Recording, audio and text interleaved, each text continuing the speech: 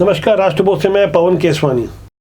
विधानसभा चुनाव 2023 को ध्यान में रखते हुए भारतीय जनता पार्टी की एक अहम बैठक धमतरी के रिजॉर्ट्स में हुई, जहां 31 पदाधिकारी मौजूद थे। जहां राष्ट्रीय सह संगठन महामंत्री शिव प्रकाश के अलावा क्षेत्रीय संगठन मंत्री अजय जामवाल और अरुण साव के अतिरिक्त 28 जिम्मेदार चुनिंदा पदाधिकारी मौजूद थे। इस बैठक में वही लोग अपेक्षित थे जिन्हें 2023 की रणनीति के लिए संगठन ने उचित समझा। यहाँ गौर करने वाली बात है कि 15 साल के मुख्यमंत्री डॉक्टर रमन सिंह इस बैठक में स्वास्थ्यगत कारणों से मौजूद नहीं थे। 8 घंटे की इस मैराथन बैठक में तमाम सामाजिक और राजनीतिक मुद्दों पर चर्चा हुई और सरगुजा और बस्तर के मुद्दे पर खास तौर पर 2 घंटे की व्यापक चर्चा हुई, जिसमें अनेक सुझाव दिए गए, जमीनी हकीकत की जानकारी दी गई। ये पहला मौका था जब छत्तीसगढ़ में नए प्रदेश अध्यक्ष और नेता प्रतिपक्ष बनाए जाने के बाद जो 54 नए बदलाव हुए हैं, उन बदलावों के बाद ये महत्वपूर्ण बैठक हुई। इस बैठक में मौजूद एक जिम्मेदार विश्वस्त सूत्र ने हमें ढेर सारी जानकारी उपलब्ध कराई है। विधानसभा चुनाव को ध्यान में रखते हुए 13 नए जिला अध्यक्ष बनाए जाएंगे और मोर्चा प्रकोष्ठों में अभी नियुक्तियां होनी है। इस बैठक में सभी महामंत्री, सभी संभाग प्रभारी और कोर ग्रुप के सदस्य शामिल किए गए थे। बैठक में बस्तर और सरगुजा संभाग पर खास फोकस किया गया,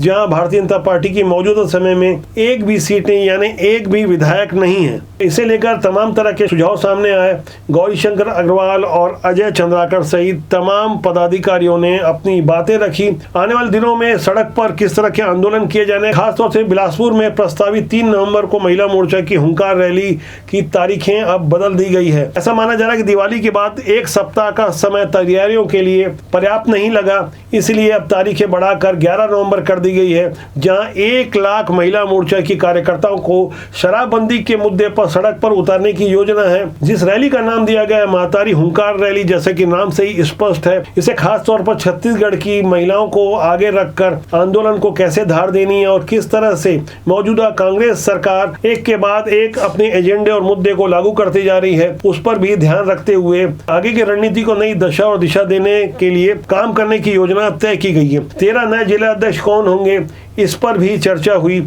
फिलहाल परिवर्तन पर मुहर लगा है और नए नामों की घोषणा 1 सप्ताह के भीतर कर लेने का निश्चय किया गया है। तमाम परिवर्तनों के बीच भाजपा की यह बैठक ऐसे समय हो रही है जहां भाजपा अभी भी गुटबाजी से जूझ रही है। मैं आपको अब एक तस्वीर दिखा रहा हूं, जिसे आप गौर से देखिए। ये तस्वीर है भिलाई की, जहां दशहरे में अलग अलग रावण दहन के कार्यक्रम रखे गए। पहली तस्वीर जैसे आप ऊपर देख पा रहे हैं, अखबार की कतरन है, जहां राज्यपाल के साथ सरोज पांडे नजर आ रही हैं। ये भिलाई के जयंती स्टेडियम ग्राउंड की तस्वीर और दूसरी तस्वीर सेक्टर 7 स्कूल ग्राउंड की है। ये दोनों ही आयोजन भिलाई में हुए। दूसरी तस्वीर में पूर्व मंत्री प्रेम प्रकाश पांडे नजर आ रहे हैं, जो विगत 33 सालों से भारतीय जनता पार्टी का नेतृत्व कर रहे हैं, प्रतिनिधित्व कर रहे हैं। अलग अलग बार इन्होंने कई बार चुनाव जीते यहाँ से। इन दोनों ही रावण दहन कार्यक्रमों की दूरी है महज 1 किलोमीटर। इन 1 किलोमीटर के कम फासले में भारतीय जनता पार्टी के 2 बड़े नेता एक ही शहर में अलग अलग किस तरह से कार्यक्रमों को अंजाम दे रहे हैं और एक ही विधानसभा क्षेत्र में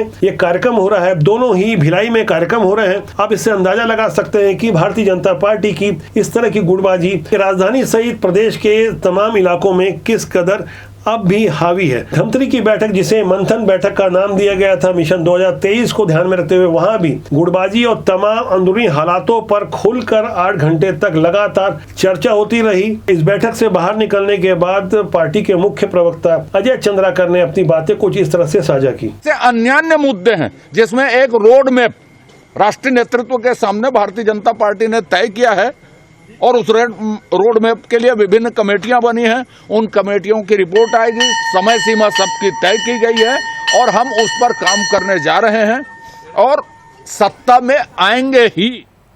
धमतरी की मंथन बैठक से जो और नई बातें निकलकर सामने आई है वह यह है कि जिन्हें जो काम दिया गया है वे तय तारीखों में उस काम को पूरा करेंगे। हर 3 महीने में इस तरह की बैठकें आगे भी जारी रहेगी। बहुत कम समय बचे होने के कारण पार्टी को मिशन मोड में काम करना होगा। दूसरी तरफ कांग्रेस ने भी अपनी तैयारियां तेज कर ली है। आने वाले 9 अक्टूबर को कांग्रेस छत्तीसगढ़ के प्रभारी PL पूनिया का आगमन हो रहा है। वे लगातार 3 दिनों तक बस्तर में तमाम जगह बैठकें लेंगे। कोंडागांव, केशका, जगदलपुर, ऐसी जानकारी सामने आई कि वे वहां स्थानीय कार्यकर्ताओं के साथ बस्तर में कांग्रेस की पैठ को और मजबूत करने के लिए, कसावट लाने के लिए ये बैठकें ले रहे हैं। साथ ही सीएम भूपेश बघेल का फोकस है आने वाले 3 महीने में जो छत्तीसगढ़िया खेल प्रतियोगिता होने वाली है। 14 खेल इसमें शामिल किए गए हैं। 6 चरणों में ये खेल होंगे। अक्टूबर से लेकर जनवरी तक लगातार विशेषकर ग्रामीण इलाकों में छत्तीसगढ़ के पारंपरिक खेलों का आयोजन होगा। शहरी इलाकों को भी इससे जोड़ा जा रहा है। इन खेलों के माध्यम से सीधे जनता से जुड़ाव होगा। चुनाव के पहले जाहिर तौर पर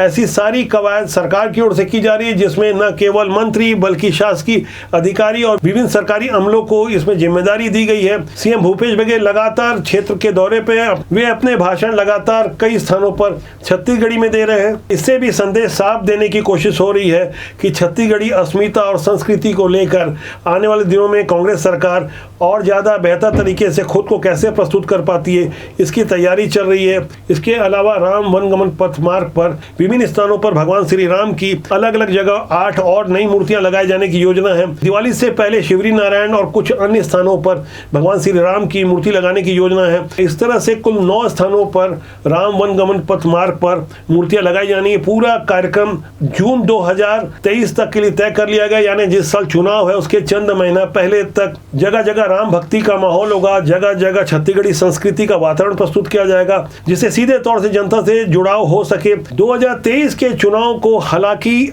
13 महीने का समय बाकी है, बावजूद इसके कांग्रेस हो या भाजपा कोई कोर कसर छोड़ना नहीं चाह रहा है।